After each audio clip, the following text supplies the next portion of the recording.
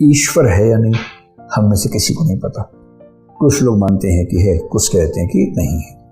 जो कहते हैं कि है उन्होंने देखा नहीं है, और जो कहते हैं कि नहीं है उनको इस बात का भी कोई प्रमाण नहीं है कि वो नहीं है, उनको भी अनुमान है कि नहीं होना चाहिए। हम एक बार में एक चीज सोच सकते हैं क्योंकि हमारे सोचने की ताकत बहुत सीमित है, वो तो ईश्वर है।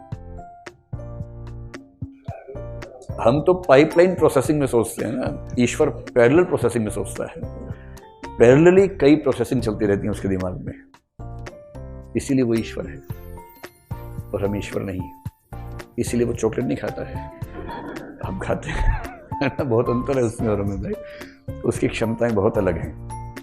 कुछ लोग कहते हैं कि ईश्वर नहीं है क्योंकि दिखता नहीं है। तो उनके जवाब में एक शायर ने बड़ी अच्छी बात कही। क्या कहा उसने? हाँ, सलीका ही नहीं शायद उन्हें महसूस करने का, जो कहते हैं खुदा है तो नजर आना जरूरी है। और जो ईश्वर को मानते हैं ना, उनके पास पर्याप्त तरीके हैं मानने के। उनको दिक्कत नहीं है इस बात से कि हम मानते कि नहीं मानते। तो ईश्वर है तो अच्छा, ईश्वर है नहीं है, इस पर एक प्रसंग ये भी है। सोच के देखिए बात सही है या नहीं है। सही है या नहीं तो किसी को पता नहीं, मतलब हो सकती है या नहीं ये सोचना है। मतलब मैं उन मूर्खों को केंद्र में रख के बोल रहा हूँ जो कहते हैं कि ईश्वर नजर नहीं आता इसलिए ईश्वर नहीं है।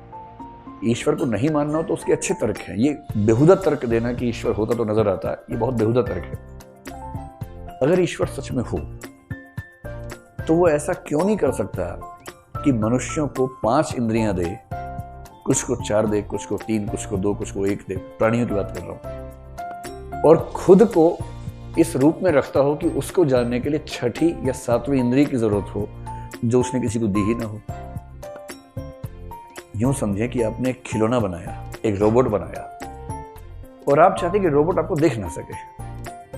आपने रोबोट को देखने की क्षमता नहीं दी, सुनने की दी, टच करने की दी, सब क्षमताएं दे दी, उसके अंदर सेंसर्स लगा दिए, लेकिन देखने की क्षमता, उसको आंखें, नकली आंखें नहीं दी। और एक दिन वो रोबोट बहुत विकसित होने के बाद कहे, यदि मुझे बनाने वाला होता तो फिर मुझे सुनाई देता, टच होता। और आप मुस्कुरा रहे हैं। वो जैसे आपके पास आता है आप साइड हो जाते हैं। वो टच नहीं कर पा रहा आपको, वो आपको सुन नहीं पा रहा क्योंकि आप शांत रहते हैं। वो आपको केवल देख सकता है और आपने उसको देखने की क्षमता दी ही नहीं जानबूझ के, ताकि वो ना देख सके। और ये मूर्ख उछल उछल के बोल रहा है कि ईश्वर नहीं है क्योंकि वो सुनाई नहीं दे रहा है। ठीक वैसे हो सकता है कि 5 इंद्रियां ईश्वर को जानने के लिए अपर्याप्त हो, 6ठी इंद्रिय की जरूरत हो। 6th सेंस तो आमतौर पर इंट्यूशन को बोल देते हैं लोग, लेकिन 9th सेंस में नहीं कह रहा हूं, मैं सामान्य बात कह रहा हूं कि 6ठी इंद्रिय कोई ऐसी हो सकती थी जिससे ईश्वर जाना जा सकता है। और ईश्वर ने जानबूझ के दी नहीं, वो मजे ले रहा है और हम उछल उछल के बोल रहे हैं कि ईश्वर नहीं है। बहुत महान फिलोसफर, उसने ये कहा कि ईश्वर जैसे प्रश्न अंततः आस्था के प्रश्न हैं। आपकी आस्था है तो रखिए, नहीं है तो मत रखिए, लेकिन साबित मत कीजिए कि ईश्वर है या नहीं, क्योंकि साबित करने के लिए हमारे पास पर्याप्त प्रमाण, पर्याप्त तथ्य हैं ही नहीं। ना आप साबित कर पाएंगे, ना आप खारिज कर पाएंगे। आपकी चॉइस है, माने तो मान लीजिए, नहीं माने तो मत मानिए। एक मनोवैज्ञानिक हो विलियम जेम्स नाम का, उसने बड़ी अच्छी बात की। उसने कहा कि देखिए, ईश्वर है या नहीं किसी को नहीं पता। जब पता ही नहीं तो दोनों चॉइसेस हैं, माने या ना माने।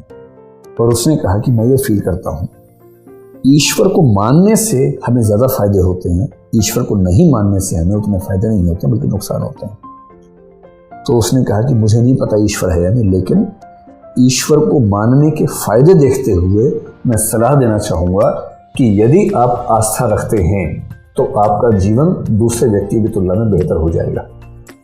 मैं भी आपको ये सलाह देना चाह रहा हूं कि बहुत अनास्था वाले व्यक्ति मत बनिए। हर चीज पे अनास्था करना अच्छी बात नहीं है।